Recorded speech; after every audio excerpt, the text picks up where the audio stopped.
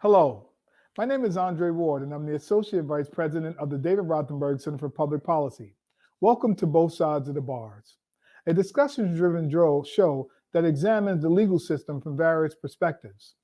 We discuss critical issues and questions about how the current system works, its intersections with social justice, and we highlight the efforts that are being made to improve the lives of everyone that are affected. We ask you, the viewer, to please support and spread the word about Both Sides of the Bars, and you can share your comments on Twitter at the FOC or at the Fortune SOC. Today's show is entitled 50 years since the Attica prison uprising. Has anything changed? 50 years ago, in 1971, the uprising in Attica Correctional Facility in upstate New York, which was considered the deadliest in U.S. history, took the lives of 43 people, 10 correctional officers and civilian employees, as well as 33 incarcerated people. It lasted for 5 days. The uprising grew out of long-held grievances over the abhorrent conditions inside the prison. The facilities were overcrowded, individuals were made to spend 14 to 16 hours in their cells, incoming mail was read by officers, visits with loved ones were held through mesh screens. Medical care was inadequate, and racism was everywhere. So what really has changed since 50 years? As we honor those lost, the fight to end racial violence that took their lives continues, as does the efforts to end the inhumane treatment that sparked the uprising in the first place. Today, we're going to be interviewing David Rothenberg. He is the founder of the Fortune Society and one of the 30 observers summoned by the leaders of the Attica uprising to witness their negotiations with New York State. Though Fortune was in its infancy, founded just only 4 years prior, the organization had become popular among incarcerated individuals at Attica for its monthly newsletter. David is a veteran Broadway producer and prisoner rights activist. After reading the script for the play Fortunes in Men's Eyes, he was instrumental in producing the play for an off-Broadway production. Later, he was a civilian observer during the Attica prison uprising, which left a deep impression on him and spurred his lifelong activism for prisoners' rights. This inspired him to found the Fortune Society, which advocates for prisoners' rights and works with former incarcerated people to aid them in adjusting to a life after prison. David, welcome to Both Sides of the Bars. Thank you so much for joining us today. Thank you, Andre. And I want to get right into it for our viewers, David. You know, you have a rich history in not only social justice, not only in Broadway then and now, but also in the experience of Attica. Talk to our viewers, like what was Attica about? We're talking 1971, David. What was the Attica uprising? The Attica uprising is, I think they had just had enough. It could have happened in any prison, but the conditions in Attica were so oppressive that it had to explode at some point. I think what happened, though, in the 60s is that a lot of the inmates had become politically sophisticated. It was the time of Martin Luther King and Malcolm, and people were reading Franz Fanon, and suddenly the conditions under which they were living, and not only in prison, but the circumstances that made them prisoners were being challenged and being questioned. So with the political sophistication and the horrendous conditions under which people were living, it was inevitable that there was to be protest. And it was virtually impossible to have a dialogue with the people that ran the prisons. And so the inevitable, it just burst. Mm-hmm. No one sat around and said, we're going to take over the yard. Things happened. 2 inmates were thrown into the hole after a skirmish in the yard. It was, it's like if somebody can be chopping at a tree for 20 minutes and then somebody comes for 20 hours and then somebody comes along and just touches it and the tree falls down. That's what happened at Attica. It was inevitable that between the new awareness of the oppression of the political implications of being locked in like that, and the Absolutely. conditions themselves led to it. Absolutely, David. And for those who were incarcerated at the time, the men in particular, there was also something that was occurring that had occurred in California. From my understanding, David, there was a person by the name of George George Jackson. Jackson who had been essentially a political prisoner, had been killed in the yard in Soledad prison. And that kind of like gave rise to some more of the political consciousness and kind of like sparked and precipitated the need to organize. Is that correct, David? Yes, George Jackson had written a book called Soledad Brother, and he had a following, and he was popular, and he reflected a lot of the uh, laments of inmates around the country. And he was shot. They accused him of having a gun in his afro after a visiting, and they shot him in the yard. And nobody bought it, and it was a setup, as was a lot that happened in Attica, a setup, the shootings. And there was in the dining hall in a lot of prisons and in Attica particularly, the inmates in protest didn't eat. They had a hunger strike. They sat silently in the dining room, and that's very threatening to authorities because it showed solidarity, and it showed the prison always thrived or maintained control by pitting inmates against each other, particularly on racial lines. They had in the yard, the inmates were separated by color. At holidays, they brought out lemonade or limeade, and they had white ice and black ice. And those were the conditions, the atmosphere that allowed the guards to maintain control. But suddenly, with the silence in the dining hall, there was a sense that the inmates had found a unity, and an institution which is not about improving people's lives, preparing them. Remember, these are all men who have been convicted of crimes, and society should be insisting that they come back less likely to be a threat to them. But the recidivist rate in those days was nearly 75%. People were going to prison and coming out angrier and more alienated against society because of what was done to them in the prisons. They were starting to question that. And when something happened with the incident with the two men in the yard thrown into the hole, and inmates were questioning, it just exploded. So, David, I mean, we think about the 60s, right? You had the Black Panther movement, you had the Young Lords, you had the Nation of Islam, you had these emerging kind of groups that were organized. You had the Weatherman Underground group that was comprised of white people, etc. And when they entered into Attica prison, they brought into that environment also this political consciousness that you're mentioning. And when this happened between the two incarcerated people, this horse plane that led to them being put in solitary confinement, and that sparked all of this like unity among beyond racial lines. That explains how we got in and why we were invited, because they were coming into the institutions with a political sophistication, but their reading matter was banned. And the Fortune Society, in its infancy, had a little mimeograph newsletter, which was also banned. In their infinite wisdom, they decided we were revolutionary. All we were doing was providing a voice for the formerly incarcerated. But they banned our newsletter, and a law student out of Columbia undertook this case, got it into federal court, and the courts ruled that when you lock someone up, you don't have the right to determine what they can read, which got not only did the Fortune News get in as a result, but in every institution in the state and around the country, literature was allowed to come in. Subsequently, the guys in Attica, particularly those that were politically sophisticated, thought we were this thriving, bustling organization, where in fact, we were newly found. We were working in a one-room office, which was my theater office, in fact. No one on salary, everything volunteered. But we were inundated with letters from Attica thinking that we were this powerhouse.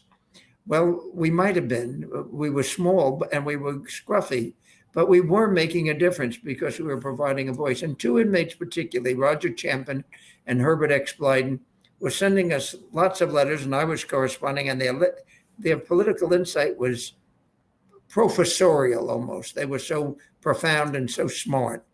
And so when Attica jumped off and they said they didn't trust state officials in their negotiations and they wanted outsiders to be observers, suddenly me with a background in the theater, I end up on the list of preferred or of suggested people to come in. And I got a call from Arthur Reeve, who was a state assemblyman out of Buffalo, saying, your name's on the list. It's a short list. Will you come? And I said, yes, I will, but not alone. And I asked if I could bring Kenny Jackson and Mel Rivers, two formerly incarcerated men who were the most active too in our little scruffy activism in those days. And I say scruffy because, Andre, if you ever saw our office, you'd laugh now because, but it was active. And the three of us went to Attica. And I've always said that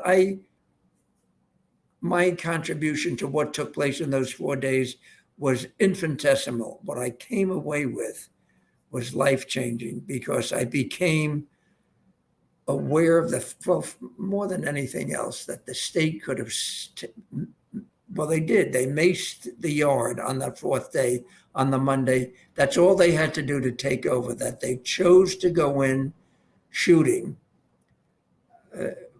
suggested that the lives in there of the inmates and the guard hostages were expendable.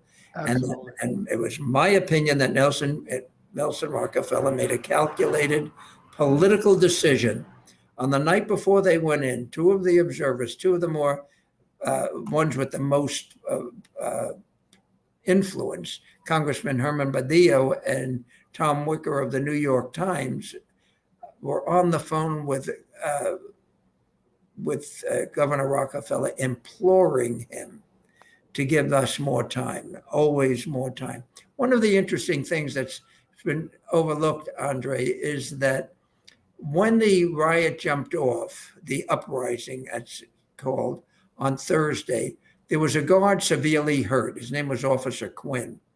And during the negotiations on Friday night and Saturday, word came that Officer Quinn died. And that changed the tempo of all the negotiations were altered then, because the inmate demands were then confronted with the state saying, no amnesty, a guard has died. And that created such a block in the negotiations. Why this is so interesting, well, it's not only interesting, it's painful, is that the state would not negotiate because a guard died, and then they went in and killed 9 of them with the bullets, so that they were using the death of Officer Quinn as a reason not to, understandably from their perspective, or at least from the public's perspective. And then 9 other guards were killed along with the 29 inmates when they could have taken over the yard with the mace. Then the lie came about. They announced the press conference right afterwards. Press secretary for Rockefeller announced that the inmates had slashed the throats of the guards that were hostages. And the next day, the coroner in Wyoming County, and let me tell you that the newspapers and the television in those days, no one challenged the state. They didn't ask for proof. They just printed savage inmates slash guards' throats. So they were saying, David, that the incarcerated people were responsible for killing all of the correctional officers. And the dead inmates were not considered. That was with the territory of that was the mood then. And then the coroner of Wyoming County the next day, on Tuesday or Wednesday, said all the guards died from state bullets. No one's throats were slashed. The state had lied, and the state had to then backtrack. And so the state, David, the state was responsible for killing the correctional officers, not the incarcerated people. No. Got it. It was the state. When they came in, they shot random. And after the takeover, they executed 2 inmates. This has been by witnesses, and there's been testifying. Sam Melville and L.D. Barkley were targeted. They were to be killed no matter what, and they were murdered. Now, every time I talk about this, people say, well, these guys had serious crimes on that. That's a given. If you're in prison, you've been charged and convicted of a crime. So do you create a prison and a situation and a value system that nurtures all of that, which is exactly what the state did in the takeover? And Andre, I heard tape, I've heard of the tape, but yesterday I heard the tape when they took the Nixon tapes after after Nixon was resigned, and they had all those famous Richard Nixon tapes. They found one between him and Nelson Rockefeller during the takeover. And it's clear that Nelson Rockefeller was making political choices. And Nixon at one point says, are all the inmates that dead, are they black? Yes. Well, I guess, and then he just sort of says, well, I guess that's what happens. And he says, you did a wonderful job. It's startling that at the highest level of the land, that they didn't see any conflict, any moral, any moral misadventure, any moral shame in the way it was handled. It was about Nelson Rockefeller was reconstructing his political image. He wanted to run for president. He was perceived as an Eastern liberal. He came up with the Rockefeller drug law not long afterwards. He was trying to demonstrate to conservative Republicans that he was tough. But he did demonstrate that he was heartless and stupid. He did get Nixon then was forced to resign. Rockefeller became vice president. And I don't know if many of the listeners are old enough to know how Rockefeller died, but he died in coitus interruptus, not with his wife. That's all on the side, but it reveals so much about the man who, this was Rockefeller's failure. And David, when we talk about at the Attica Uprising and the conditions therein, and we talk about now, David, has things changed to some degree from your vantage point, David, right? The thing that has changed, not in the prison system, I think the major difference, Andre, is that it's certainly in New York, the creation of alternative to incarceration programs, so that they're certainly during the height of the imprisonment from the Rockefeller drug law, when New York State went from 13,000 to nearly 90,000 prisoners, it became not only self-destroying individuals and communities and families, it became so expensive for the taxpayer that even conservatives were saying, we have to find paths out of this. And alternatives to incarceration. You know that at the Fortune Society, which is only one of many places, there's always at least 150 to 175, mostly teenagers, mostly first offenders, who are not going to jail, who are staying with us for a period of time in a positive, supportive atmosphere with classes, education, anger management, all sorts of things that give them an opportunity to consider options. Because a lot of these kids grow up with the notion that, and you come from an era where young black men are forced to consider the inevitability of the prison experience. And the cliche of what was your crime? I was stopped on the corner for being black. That's not acceptable in a sane and humane society, but that's what we've lived with. And it has to be called for what it is. So are the prison conditions better? Oh, there might be some programs. Governor Pataki eliminated the college program. Absurd, because the recidivist rate among those who had taken college classes was much lower. The reason that was, it was discovered that an inmate who was taking college classes was a well-known person who had been convicted of a famous homicide case. So they threw out the baby with the bathwater.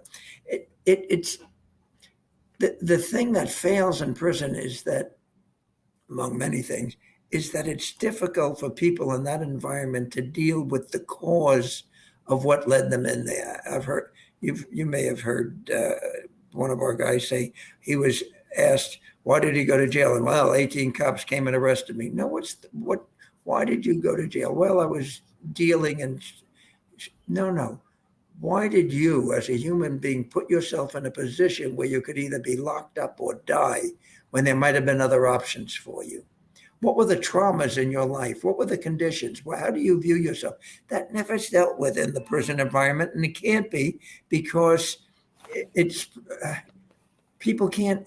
In a place like Attica, you can't be honest about yourself in a group. They have AA groups, and I'm sure that that people censor themselves because too much revelation makes you a target and a sign of weakness.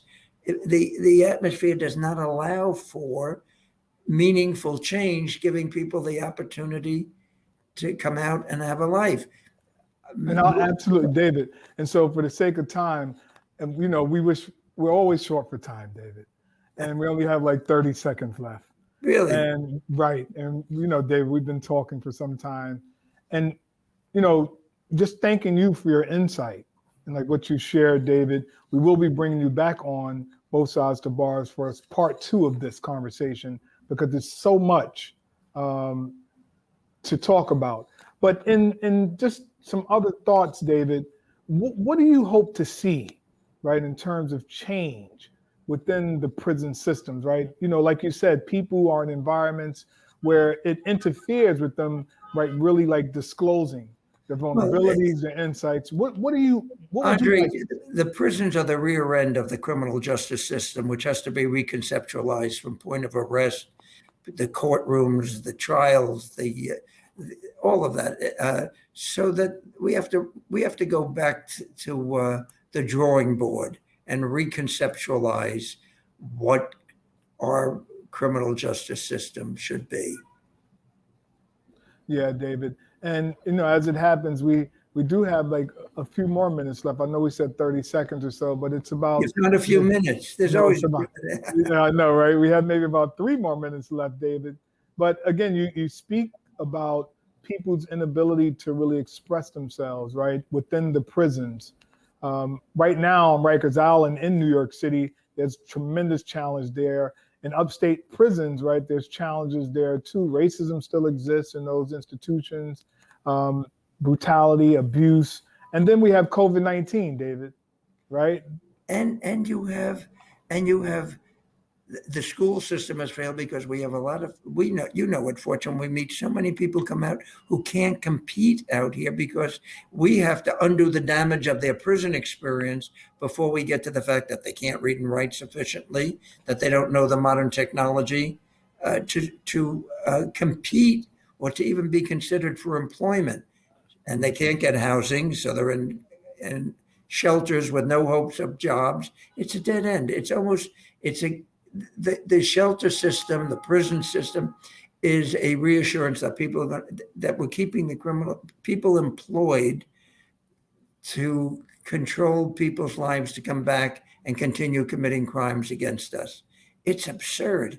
If our hospitals were functioning to make people sicker when they came out, we would get rid of that. We would say close the hospitals. Let's have some well-being places. And the thing is that we have seen things that work, that lessen hostility, lessen antisocial, that give people an insight into themselves so that they can reclaim their lives.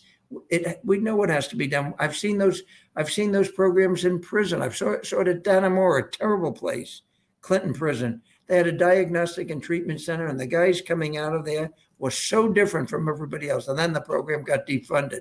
But these are guys with serious convictions, long history from childhood, system babies. but they created an atmosphere apart from the mainstream of the prison. This was 40 years ago. And somebody would come into the Fortune office and you could tell right away, DTC, right? Diagnostic and Treatment Center. They were asking, they weren't afraid to say, help me. They weren't afraid to say, I can't do this alone. Just guide me. I know I have to make the decisions, but give me I need a traffic light. And we can travel into some of the prisons in other countries and learn from them. It's a choice. And then we haven't even gotten to the prison industrial complex. The fact that the building of prisons and the housing of people has become big business. The food industry, the people that make the blankets, the steel companies that make the wires. Go to an American Correctional Association conference. Go to the field house where the wares are being sold, and you see the hundreds of thousands of dollars of deals being made. And then the phrase prison industrial complex is not a political cliche. You can sit in this, as I have done, stand there and know what the political industrial complex is. These companies have an investment in these buildings, not only being maintained, but building more. Absolutely, David. And as we wrap up, David, what would you like our viewers to know in 10 seconds? There is hope, Andre. You are an example of hope. You are someone that the system had written off, and you have to talk about what are the things that made a difference in your life. There are always, for men like Andre, who have restructured their lives, there were people, there were things that have made a difference. We can learn from you. You alone are a teacher. Your life as a teacher doesn't mean everybody's going to go the same path as you, but you can give them a starting point. And there are enough people, there are enough Andres that come through the Fortune Society that can be heard. And it's not just us, there's programs around the country similar. And we've traveled, and you've traveled, and you've met people, extraordinary men and women who have done hard time and are now doing incredible things. What's their story? How did they get there? Absolutely, David. And I want to thank you, David Rothenberg, the founder of the Fortune Society. It's been around over 50 years as a result of David's vision of hope for a better future. And we thank you, David, for joining us. We thank our viewers for joining us today. In the meantime, on behalf of the Fortune Society, we thank you so much for tuning into Both Sides of the Bars. If you're interested in finding out more about the Fortune Society, check us out on the web at www.fortunesociety.org or on Facebook by typing in the Fortune Society. My name is Andre Ward, and I thank you on behalf of the Fortune Society for joining us on Both Sides of the Bars.